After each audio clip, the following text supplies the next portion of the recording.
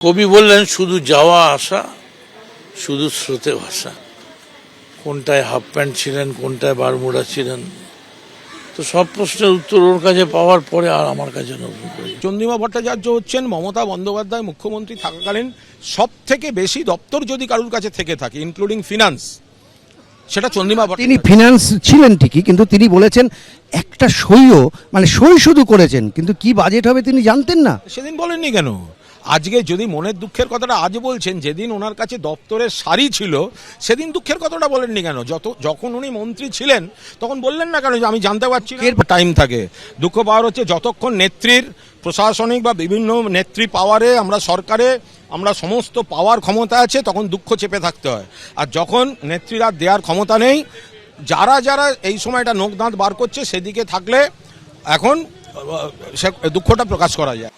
Budget আমি বলে দিই আপনাদের যে আমার সাথে খুব ডিসকাশন করে যে বাজেট তৈরি হয়েছে, কখনোই সেটা তৈরি হয়নি।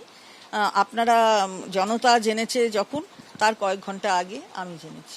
আপনার দায়িত্ব, মানে আপনি সই করেছেন অথচ আপনাকে জানানো। আনুগত্য তো বটেই, যে যাই হোক আনুগত্য তো দেখিয়েছি আমি তো। এটা ভয়ঙ্কর অভিযোগ। আনুগত্য প্রশ্নের মুখে বলে পদত্যাগ। আপনি এটা ভয়ঙ্কর তথ্য দিচ্ছেন, আপনি বাজেট জানেন না, মানে ভয়ঙ্কর কেন? মাননীয় মুখ্যমন্ত্রী নিজেই বলেছেন, কারণ তিনি হয়তো শুনেছেন আধিকারিকদের থেকে, আপনাদের মনে আছে হয়তো, যে এটা চন্দ্রিমা বলো এরকম বাজেট হবে না। রাজ্যবাসী শুনে অবাক হবে যে অর্থমন্ত্রী জানেন না অথচ সই করছেন। আমলারা তৈরি করতেন, আপনি শুধু পাঠ করতেন। কে তৈরি করতো আমি জানি না, বলতে পারবো না। এটা হচ্ছে জানতেন না অথচ আপনি তারপরে সেই আনুগত্য দিয়ে সেই দায়িত্ব নিয়ে সব কথা তো, যখন ওখানে একটা ওথ নিয়েছিলাম সিক্রেসি বজায় রাখার, সেই সিক্রেসিটা তো খানিকটা বজায় রাখতে হবে। সুতরাং মন্ত্রগুপ্তির জন্য আপনি বলেন। অবশ্যই আমাকে আমার মুখ্যমন্ত্রী যিনি ছিলেন তিনি যেভাবে নির্দেশ দেবেন সেটাই তো আমায় করতে হবে, সুতরাং সেটা আমি করেছি। না, আর কোনো নির্দেশ আসেনি। মমতা বন্দ্যোপাধ্যায় বুঝুন না কাদের নিয়ে ঘর করেছেন এতদিন ধরে। একটা রাজনৈতিক দল শুধুমাত্র রোজগার করার যাদের উদ্দেশ্য ছিল, শুধুমাত্র পয়সা কামাবো, কোনো নীতি নেই, কোনো নৈতিকতা নেই, যেখান থেকে যত আবর্জনা, যত জঞ্জাল সমস্ত নিয়ে একটা দল চালিয়েছে। আমি বলছি রাজনৈতিক বিজ্ঞানের, মানে পলিটিক্যাল সায়েন্সের ইতিহাসে তৃণমূল কংগ্রেস একটা আলাদা চ্যাপ্টার হয়ে থাকবে। বেইমানি করারও তো একটা সীমা থাকা উচিত। পার্টির সাথে বেইমানি না করে, যে পার্টিটা আপনাদের কাছে জন্মদাত্রী মা, আপনারা তো সরাসরি বিজেপি করছেন। এখন বিজেপি করবেন আর তৃণমূল বলবেন, এটা তো হতে পারে না।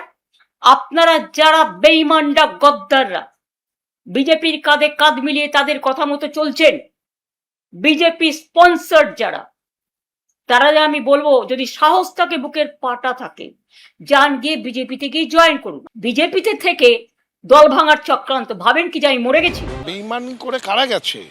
তৃণমূল কংগ্রেসটাই তো আমরা, আসল তৃণমূল কংগ্রেস আমরা। 2/3 বেশি বিধায়ক আমাদের সাথে আছে।